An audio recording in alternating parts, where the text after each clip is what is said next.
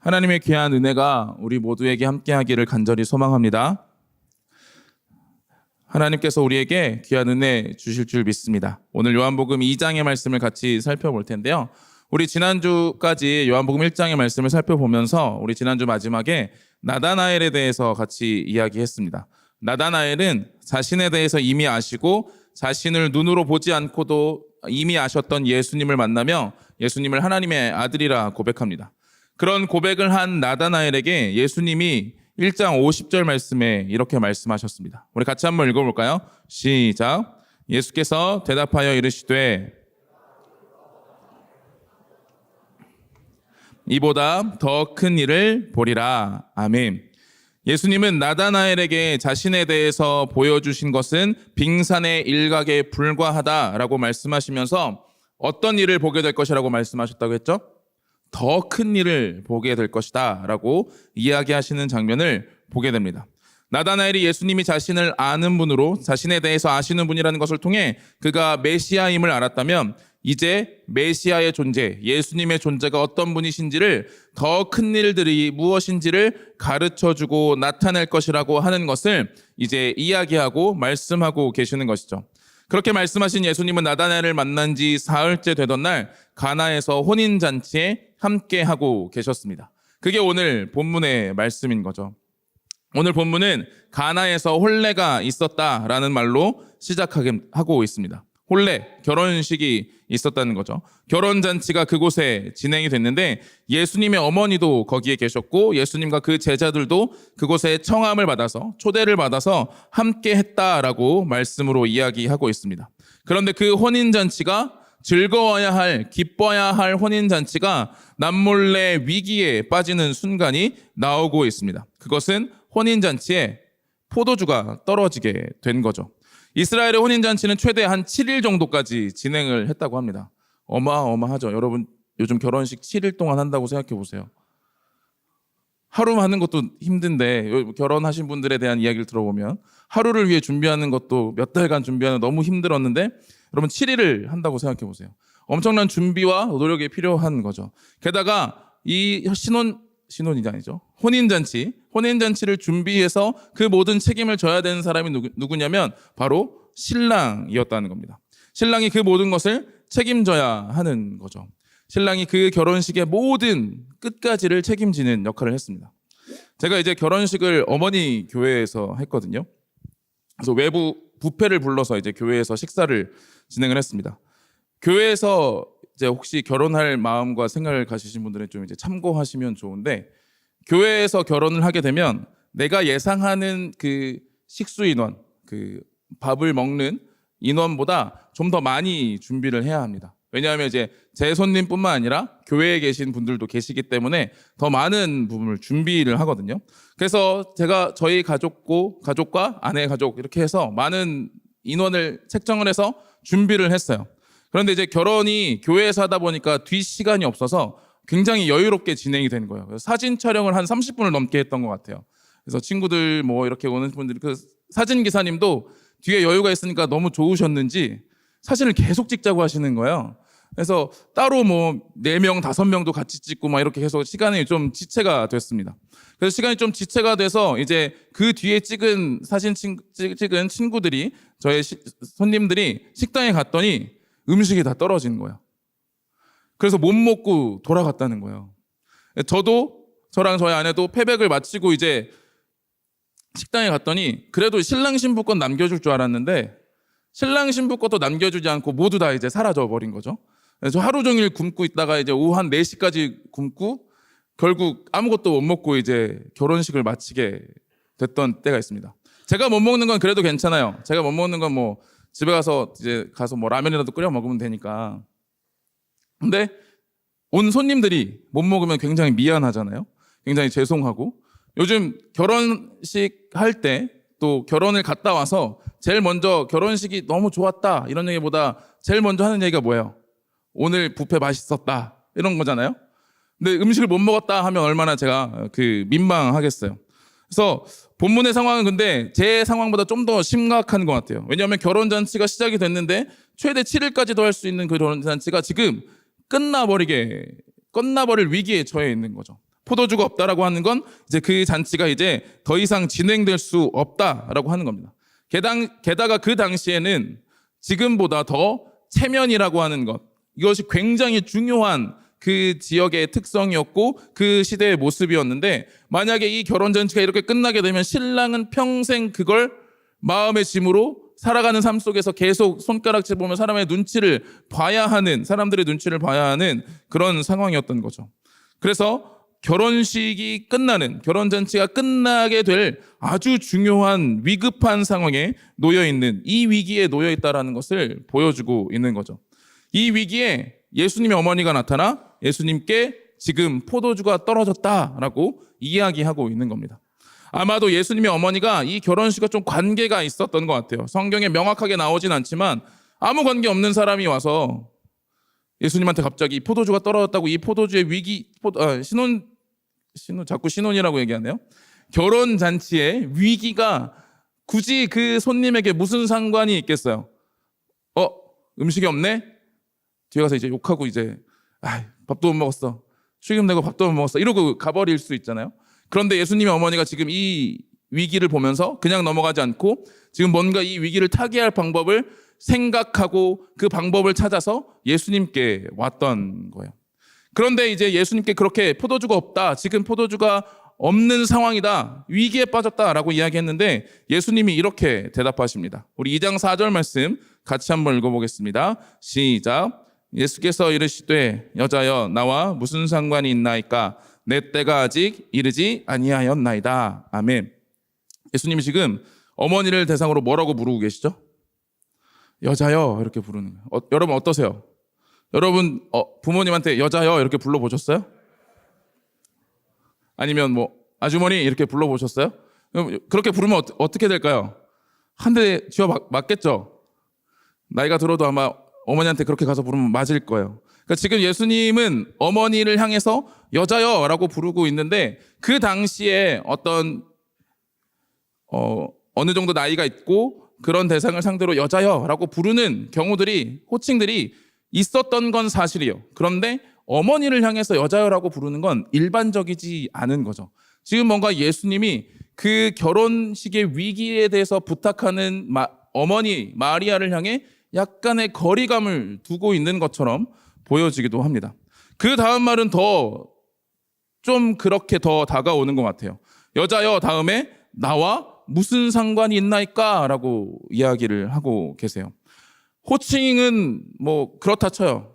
그렇게 불렀어도 내가 부탁한 걸 좀 들어주면 그래 됐다라고 할 텐데, 지금 이 상황이 나랑 무슨 상관이 있습니까? 라고 이야기하고 있는 거예요. 이 이야기는 지금 이것이 자신과 무관한 일에 개입해 달라고 하는 그 요청을 받았을 때 흔히 쓰여지는, 구약시대부터 쓰여지는 그 어떤 세머의 그 당시 그 문화 속에 있었던 표현이라고 합니다. 그래서 열왕기하 3장 13절 말씀 보면 이렇게 나와 있는데, 엘리사가 이스라엘 왕에게 이르되 내가 당신과 무슨 상관이 있나이까, 당신의 부친의 선지자들과 당신의 모친의 선지자들에게로 가소서 하니, 이스라엘 왕이 그에게 이르되 그렇지 아니하니이다, 여호와께서 이 세 왕을 불러 모아 모압의 손에 넘기려 하시나이다 하니라. 아멘. 지금 이스라엘 왕이 위기에 처해 있어서 엘리사를 찾아온 거예요. 엘리사에게 찾아와서, 그 이스라엘 왕은 아합의 아들이었던 여호람이었습니다. 아합은 우상 숭배로 굉장히 유명한 왕이죠. 바알 신을 섬기고 그 바알을 따랐습니다. 그리고 그 아들도 동일하게 아버지처럼 우상을 섬겼어요. 그런데 이제 위기에 빠지니까 하나님의 선지자인 엘리사에게 와서 도움을 요청하는 거예요. 그랬더니 엘리사가 뭐라고 하냐면 내가 그것과 무슨 상관이 있느냐라고 이야기하고 있었던 거죠. 그러면서 너희들이 믿던, 너희들이 따르던 다른 신의 선지자들에게, 다른 신들을 섬기는 자들에게 가서 부탁해라 라고 이야기하고 있는 거예요. 지금 이 말과 예수님이 하신 말이 거의 같은 말이라는 거죠. 지금 예수님은 어머니의 부탁을 듣고 포도주가 떨어졌다라고 하는 이 위기의 순간을 이야기하시는데, 그 가운데서 여자여 이것이 나와 무슨 상관이 있습니까? 라고 이야기를 하고 있는 겁니다. 예수님은 지금 이 상황에, 그 갈릴리 가나의 혼인잔치의 위기에 이 상황과 자신의 거리감을 표현하고 말씀으로 이야기하고 계시는 거예요. 어머니와 연관이 있다면 예수님도 아주 작은 연이라도 있을 수 있는 것인데, 예수님은 지금 이 위기에 거리를 두고 계시는 것 같습니다. 어머니의 요청에 퉁명스러운 아들의 모습처럼 보여지는 거죠. 그런데 예수님이 왜 이렇게 말씀하시는지가 그 다음 문장에 이어서 나옵니다. 우리 2장 4절 말씀을 다시 한번 같이 보겠습니다. 같이 읽겠습니다. 시작. 예수께서 이르시되 여자여 나와 무슨 상관이 있나이까? 내 때가 아직 이르지 아니하였나이다. 아멘. 예수님이 지금 뭐라고 말씀하시죠? 내 때가 아직 이르지 아니하였다라고 말합니다. 예수님은 이 혼인잔치 위기를 극복하기를 요청하는 그 어머니의 부탁에 대해서 자신의 때가 아직 이르지 아니하였다라고 말씀하시면서 지금 이 상황과 이 환경을 그 결혼식의 위기를 극복하는 것에 머물러 있는 어머니의 부탁에서 거리감을 두고 예수님은 지금 다른 것을, 아니 더 큰 것을 보고 계시다라고 하는 것을 이야기하고 가르쳐주고 계시는 것이죠. 예수님은 그 위기 자체에 대한 극복을 넘어서는 예수님의 때, 바로 구원을 이루시는 그 때를 지금 바라보고 계시는 겁니다. 예수님의 어머니는 지금 이 순간 결혼 예식이 잘 해결되고 이 위기가 극복되어지는 것을 예수님께 요청했는데 예수님은 지금 그 위기를 극복하는 것 그 자체의 목적이 있는 것이 아니라 예수님은 지금 나다나엘에게 말씀하셨던 더 큰 일을 보여줄 것을 지금 말씀으로 가르쳐주고 계시는 거죠. 우리의 신앙생활과 우리의 삶 속에서 이런 상황들이 종종 경험되어지죠. 우리는 우리 눈앞에 있는 지금 현 상황에 놓여 있는 위기와 걱정과 근심거림을 두고 하나님께 나아갑니다.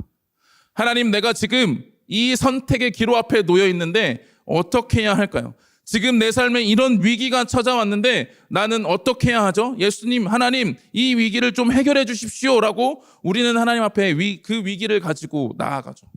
그런데 때론 하나님이 크게 관심이 없는 것처럼 느껴지기도 해요.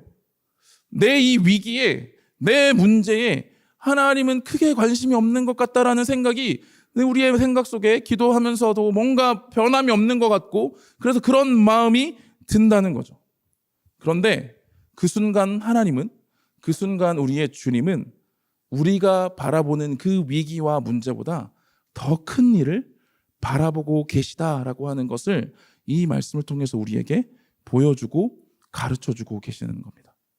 하나님은 내 지금 순간에 놓여있는 위기와 문제들을 극복하는 것에 머물러 있는 분이 아니라 바로 내 인생과 내 삶과 내 주의 모든 것들에 더 하나님의 뜻과 하나님의 역사를 드러내기 위하여 지금 그 순간을 지나가고 계시다라고 하는 것을 예수님의 모습을 통해서 우리에게 가르쳐 주고 있는 거죠. 예수님의 대답은 참 동문서답 같지만 그 대답은 우리가 바라볼 수 없는 것을 바라보게 하는 예수님의 더 큰 일을 기대하라고 하는 그 말씀이며 초청이라는 사실을 우리에게 이야기해주고 가르쳐주고 있는 겁니다. 제가 이제 대학을 다니고 4년을 이제 다니고 나서 학사장교를 가려고 준비를 했어요. 4년을 다니고 이제 학사장교를 가기 위해서 여러 가지 서류를 이렇게 막 준비를 했습니다. 이렇게 막 준비를 하고 이제 제출하기만을 이제 앞두고 이제 기도를 하기 시작했는데 하나님, 제 마음에 두 가지 마음이 드는 거예요. 이제 여러분 선택의 순간이 놓이면 또 이제 내가 이걸 결정하려 했는데 다른 것이 또 눈에 들어오잖아요. 내가 지금 이 장교를 가면 그래도 어느 정도 시간은 좀 더 많이 소요되지만 돈을 좀 모아올 수 있고 월급을 좀 더 받으니까. 그런데 이제 일반 병으로 가면 시간은 짧게 끝날 수 있지만 모아올 수 있는 게 아무것도 없고 지금의 병사의 월급과는 이제 다르니까요. 제가 최근에 만나봤더니 많이 모아서 나오시는 분은 1,000만 원까지 모아서 나온대요. 이해가 되세요? 공감을 왜 안 해주시는 거죠? 월급 한 8만 얼마, 이제 병장 월급이 8만 얼마, 9만 원 이럴 때였으니까 모아올 수가 없잖아요. 그러니까 그런 고민을 휩싸인 거예요. 시간에 아끼는 걸 선택하느냐, 아니면 돈을 좀 더 모아오는 걸 선택하느냐라고 하는 이게 준비를 다 해놓고 그런 선택의 기로에 놓여 있었어요. 그래서 막 기도를 했습니다. 하나님, 어떤 선택을 해야 될까요? 어디로 가는 게 하나님의 뜻입니까? 이렇게 막 기도했는데 하나님이 응답을 해주시지 않아요. 뭔가 이렇게 관심이 없는 것 같아요. 제 그 선택에 관심이 없으신 것 같아요. 그러다 이제 그 정말 눈앞에 앞두고 나서 기도하는 중에 하나님이 어떤 마음을 저한테 주셨냐면, 야, 그건 네가 좀 선택해라 라는 마음을 주시는 거예요. 그러면서 뭐라고 저한테 그 뒤에 마음을 주자면, 네가 어디로 가고 어떤 선택을 하든 하나님이 그 자리에 함께 하시며 너를 훈련시키실 거다라는 마음을 주시는 거예요. 그래서 제가 가지고 있는 생각과 판단을 가지고 시간을 짧게 최대한 빨리 군대라는 곳을 마치고 돌아오는 게 좋겠다라는 생각으로 이제 졸업을 하고 이제 조금 늦은 나이에 이제 일반병으로 가게 됐습니다. 물론 이제 이등병 때는 조금 후회를 했어요. 나보다 어린 친구들이 저한테 야 이러면서 꼬우면 일찍 오지 뭐 이러면서 저한테 막 그럴 때마다 이제 좀 약간 후회가 되긴 했지만, 그럼에도 불구하고 하나님이 그 상황에서 그 선택의 문제에 관심을 갖고 내가 막 걱정하고 근심하는 문제에 하나님이 관심을 갖기보다 하나님은 나를 더 훈련시키시고 하나님의 마음을 더 깊이 알아가시는 데 관심이 있다라고 하는 걸 저한테 가르쳐 주셨던 거죠. 지금 이 상황도 마찬가지인 거예요. 예수님은 혼인잔치의 그 순간, 그 위기의 순간을 넘어서는 그 이상의 하나님의 뜻, 예수님이 이 땅에 오신 이유, 그 목적과 그 의미를 드러내시고자 지금 일하실 것이라는 것을 가르쳐주고 계셨다라고 하는 거죠. 우리의 삶에도 마찬가지입니다. 하나님은 지금 우리를 향한 계획과 뜻을 이루어 가시는 분이세요. 그런데 때론 우리는 우리 눈앞에 보이는 문제와 위기에 봉착해 있을 때가 많은 거죠. 그걸 가지고 이야기하고 그걸 가지고 하나님 앞에 나오는데, 하나님은 너희를 위한, 우리를 위한 더 큰 일을 예비하고 계신다라고 하는 것을 가르쳐주고 기대하고 소망하게 우리에게 말씀을 하고 계시는 겁니다. 사랑하는 우리 청년 여러분, 여러분들을 향한 하나님의 그 큰 일이 지금 행하여지고 있음을 믿고 확신하시기 바랍니다. 지금 내 눈앞에 놓인 위기와 문제와 걱정들에 우리가 매몰되어 있는 것이 아니라 하나님이 이루실 더 큰 일을 우리가 함께 기대할 수 있기를 소망합니다. 그러면 그 예수님은 지금 이 혼인잔치에 어떤 더 큰 일을, 어떤 더 큰 것을 보여주려 하시는 걸까요? 요한복음 2장 7절에서 9절 말씀, 제가 7절, 여러분들이 8절, 그리고 9절 말씀 같이 읽겠습니다. 예수께서 그들에게 이르시되 항아리에 물을 채우라 하신즉 아기까지 채우니, 같이 읽겠습니다. 연회장은 물로 된 포도주를 맛보고도 어디서 났는지 알지 못하되 물떠온 하인들은 알더라. 연회장이 신랑을 불러. 아멘. 예수님은 지금 이 혼인잔치 위기 가운데 자신을 드러내고 이 땅에 오신 이유가 무엇인지를 나타내기 위하여 표적을 행하십니다. 그 표적은 무엇이었냐면 바로 물이 포도주로 바뀌게 된 표적이었죠. 그곳에 있던 하인들에게 항아리를 가져오라고 합니다. 그 항아리에 물을 채우라고 말씀하시고 그 항아리에 물을 채운 물을 떠서 주었을 때 그것이 포도주로 변하는 일이 일어나게 된 거죠. 그런데 그 항아리에 대해서 좀 설명하는 말씀이 있습니다. 6절 말씀에 보면 이렇게 말합니다. 거기에 유대인의 정결 예식에 따라 두세 통 드는 돌 항아리 6이 놓였는지라. 아멘. 무엇을 위한 항아리라고요? 유대인의 정결 예식을 위한 항아리라는 거죠. 정결 예식이 뭔가라고 하는 걸 우리가 좀 봐야 하는데, 마가복음 7장 3절에서 4절 말씀입니다. 우리 같이 한번 읽어보겠습니다. 시작. 바리새인들과 모든 유대인들은 장로들의 전통을 지키어 손을 씻지 않고서는 음식을 먹지 아니하며 또 시장에서 돌아와서도 물을 뿌리지 않고서는 먹지 아니하며 그 외에도 여러 가지를 지키어 오는 것이 있으니 잔과 주발과 놋그릇을 씻음이러라. 아멘.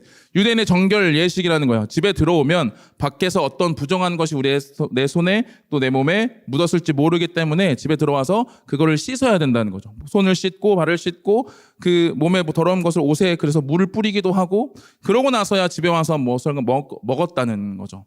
그리고 심지어 자신들이 가지고 있는 그릇까지도 씻는 예식이 그들에게 있었다라고 하는 걸 이야기합니다. 유대인들이 율법과 그들의 전통 가운데 정결하기 위하여 준비했던 그 돌 항아리, 그 돌 항아리에 물을 채우시고 예수님은 그 물을 포도주로 바꾸시는 거죠.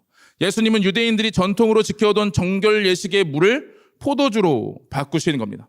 이것을 포도주로 바꾸신 것은 하나님께서 말씀하신 구약의 말씀에 대한 성취로 나타나는 겁니다. 아모스 9장 13절 14절 말씀입니다. 제가 13절, 여러분들이 14절 읽겠습니다. 여호와의 말씀이니라. 보라, 날이 이를지라. 그때 파종하는 자가 곡식 추수하는 자의 뒤를 이으며 포도를 밟는 자가 씨 뿌리는 자의 뒤를 이으며 산들은 단 포도주를 흘리며 작은 산들은 녹으리라.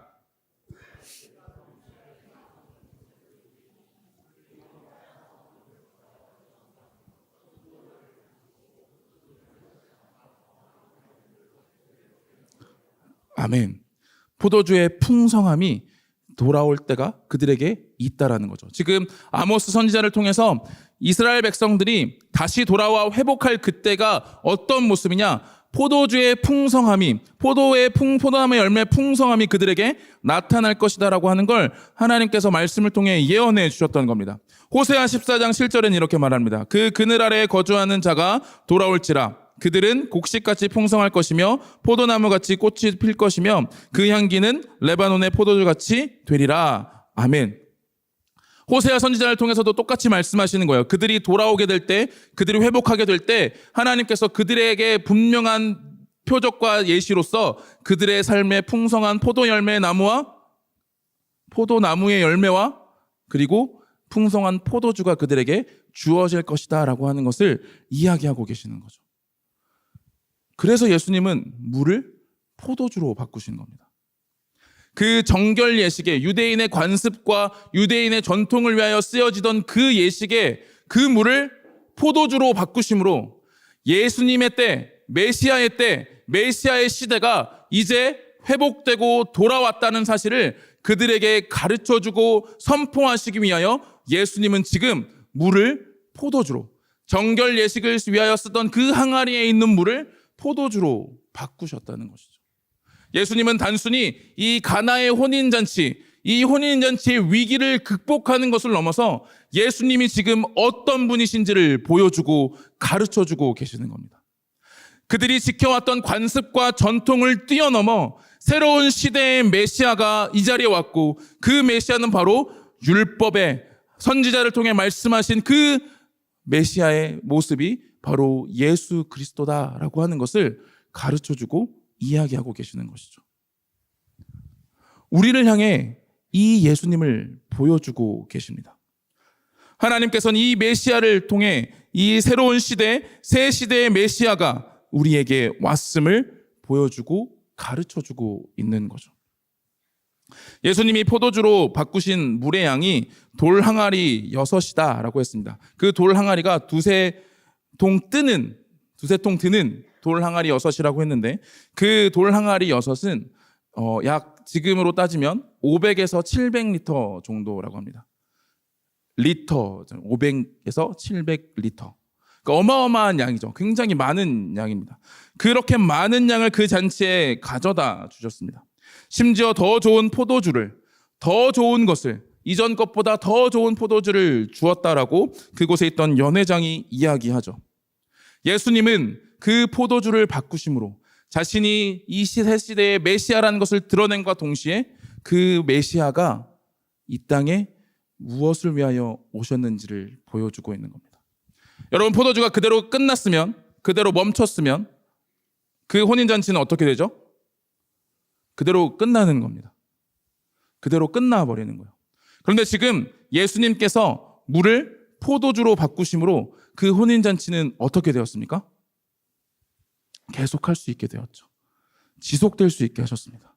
그리고 심지어 500에서 700리터라고 하는 어마어마한 양을 그곳에 주시면서 그 혼인잔치가 계속될 수 있는 풍성함을 그들에게 주셨던 거죠. 예수님은 지금 이 혼인잔치를 통해 천국의 하나님 나라의 기쁨이, 하나님 나라의 잔치가 예수님을 통해 지속될 것이고 그 가운데 거하는 자들의 천국의 기쁨과 하나님 나라 백성의 기쁨이 그 자리에 끊이지 않고 계속될 것이라고 하는 것을 이야기하고 가르쳐주고 계시는 겁니다. 예수님이 이 땅에 오신 이유는 무엇이냐면 바로 그 기쁨이 끊어지지 않게, 진정한 기쁨이, 영원히 지속될 기쁨이 예수 그리스도로 말미암아 우리에게 주어질 것이라는 것을 보여주기 위하여, 그것을 이뤄내기 위하여 이 땅 가운데 오셨다는 것이죠. 제가 가장 기뻤던 순간에 대해서 이 말씀을 준비하면서 또 간사님들과 또 마을 모임을 제가 대신 진행하면서도 이야기했었는데, 제가 가장 기뻤던, 지금까지 살아오면서 가장 기뻤던 순간이 언제냐라고 물었을 때 결혼식이었다라고 얘기합니다. 왜냐하면 제가 이제 사진 찍는 걸 굉장히 두려워해요. 왜냐하면 카메라를 들이대는 순간 제 표정은 이제 무표정으로 바뀌거든요. 어떻게 왜 그렇게 되는지 잘 모르겠지만, 그래서 사진 찍을 때 자연스럽게 웃는 분들을 보면 굉장히 부러워요. 근데 이제 제 사진 중에 유일하게 진짜 기뻐서 웃는 것처럼 보이는 사진이 결혼식 사진인 거예요. 그래서 제가 준비했습니다. 엄청 행복해 보이죠? 되게 걸음걸이도 씩씩해 보이잖아요, 평소와 다르게. 그래서 네, 내려주세요. 안 내리시네. 네. 엄청 이빨 보이며 즐겁게 웃고 있잖아요. 이 기쁨이 지속된다라는 거죠. 그 천국에서의 기쁨, 하나님을 만나서 구원받아서 하나님의 백성으로서 살아가는 그 기쁨이 끊이지 않고 지속된다라는 거죠. 세상의 기쁨은 우리에게 일시적인 기쁨들로 주어지고 그것들이 지나가 버리는 것이지만, 참된 기쁨은 영원할 것이고, 그 참된 기쁨을 주시기 위하여 이 땅에 오신 분이 예수 그리스도라는 사실을 우리에게 가르쳐 주고 계시는 겁니다. 예수님이 이 땅에 오신 이유는 분명합니다. 여러분들이, 우리 모두가 하나님이 주시는 기쁨을 영원히 누리도록 하시기 위하여, 천국 잔치에, 천국 혼인잔치에, 어린 양의 혼인잔치에 우리를 부르셔서 그 혼인잔치가 마지막 천국에서, 죽어서 가는 천국에서만 이루어지는 것이 아니라 지금 이 땅에서도 우리가 하나님의 자녀와 하나님의 백성으로 살기 때문에 그 기쁨이 끊임없이 우리에게 넘쳐나게 하시도록 하기 위하여 예수님이 이 땅 가운데 오셨다라는 겁니다. 예수님은 여러분들이 그 기쁨을 누리기를 원하십니다. 그 기쁨을 소유하고 소유한 자로서 살아가기를 원하십니다. 세상의 치열한 삶 속에서 끊임없이 절망하고 좌절하고 눈물 흘리고 문제와 위기에 봉착해서 괴로워하는 삶을 사는 것이 아니라, 하나님이 여러분들을 사랑하시어 독생자를 보내주셨으니 그 독생자를 통하여 주시는 하나님의 기쁨과 천국 잔치의 기쁨과 그 천국에서 누리는 그 기쁨이 우리의 것이다라고 우리에게 가르쳐주고 계시는 거죠. 그래서 예수님은 끊임없이 그 기쁨을 위하여, 그 기쁨이 우리에게 넘치길 위하여 말씀으로 가르쳐 주셨습니다. 요한복음 15장 11절에 이렇게 말합니다. 내가 이것을 너희에게 이름은 내 기쁨이 너희 안에 있어 너희 기쁨을 충만하게 하려 함이라. 아멘. 15장에서뿐만 아니라 16장에서도 이렇게 말합니다. 22절 24절 말씀 같이 한번 읽어보겠습니다. 시작. 지금은 너희가 근심하라. 내가 다시 너희를 보리니 너희 마음이 기쁠 것이요 너희 기쁨을 빼앗을 자가 없으리라. 지금까지는 너희가 내 기쁨으로 아무것도 구하지 아니하였으나 구하라. 그리하면 받으리니 너희 기쁨이 충만하리라. 아멘. 그리고 17장 13절 말씀에 이렇게 말합니다. 지금 내가 아버지께로 가오니 내가 세상에서 이 말을 하옵는 것은 그들로 내 기쁨을 그들 안에 충만히 가지게 하려 함이니이다. 아멘. 예수님은 마지막에 겟세마네에서 그들의 제자들을 위하여 기도하실 때도 예수님이 누리셨던, 이 땅 가운데 하나님과 함께 하시며 하나님의 역사의 길에 서서 누리셨던 그 기쁨이 제자들에게 함께 하기를 예수님은 기도하셨던 거죠. 지금 우리에게도 동일합니다. 예수님은 우리를 위해 중보하고 기도하고 계실 겁니다. 그 하나님의 기쁨, 예수님의 기쁨이 우리에게 누려지기를, 우리가 그것을 소유하고 빼앗을 자가 없음을 알고 그 기쁨을 누리는 자로 살아가기를, 그 기쁨이 우리에게 있음을 잊지 말고 그 기쁨으로 살아내는 자가 되기를 예수님께서는 우리를 위하여 지금도 기도하고 계신다는 거죠. 사랑하는 동광의 청년 여러분, 하나님은 우리에게 대단한 것을 요구하시는 게 아닙니다. 무엇인가 여러분들에게 엄청난 것을 이뤄내라고 말씀하시지 않습니다. 하나님이 원하시는 것은 하나님이 예수님을 통해서 그 주신 기쁨이 우리의 것이라는 걸 알고 그 기쁨을 누리며 살아가라고 우리에게 말씀으로 가르쳐주고 계시는 겁니다. 하나님과 함께 하기에 기쁘고, 내 인생이 하나님께 속하였기에 기쁘고, 하나님의 뜻이 이루어지는 삶이기에 기쁘고, 때론 절망과 슬픔과 눈물과 좌절이 우리의 삶에 찾아와도 하나님이 우리의 주인이심을 알고 하나님이 그 모든 것을 뛰어넘어 더 큰 일을 행하실 것을 알기에 기뻐할 수 있는 자들, 하나님은 그런 사람으로 우리를 불러주셨습니다. 이번 한 주 우리가 살아가며 그 기쁨을 누리는 자들이 되기를 소망합니다. 우리의 기쁨을 빼앗으려 수없이 많은 것들이 우리를 향해 속삭이며 이야기할 겁니다. 너는 기쁨을 누릴 만한 자격이 없어. 너는 기쁨을 누릴 수 있는 아무런 능력도 없어. 너가 기뻐할 수 있는 근거가 아무것도 없어. 너의 가진 걸 봐. 너의 상황을 봐. 너의 처지를 봐. 그렇게 끊임없이 우리를 유혹하겠지만 아닙니다. 하나님은 이미 예수 그리스도를 통해 우리에게 그 기쁨을 주셨습니다. 그 기쁨을 누리라고 그 기쁨을 우리에게 허락해 주셨습니다. 어떠한 상황이어든지 어떠한 환경에서든지 그 기쁨을 누리며 살아가는 우리 귀한 동호회 모든 청년들이 되기를 간절히 소망합니다. 시간 같이 찬양하고 기도하겠습니다.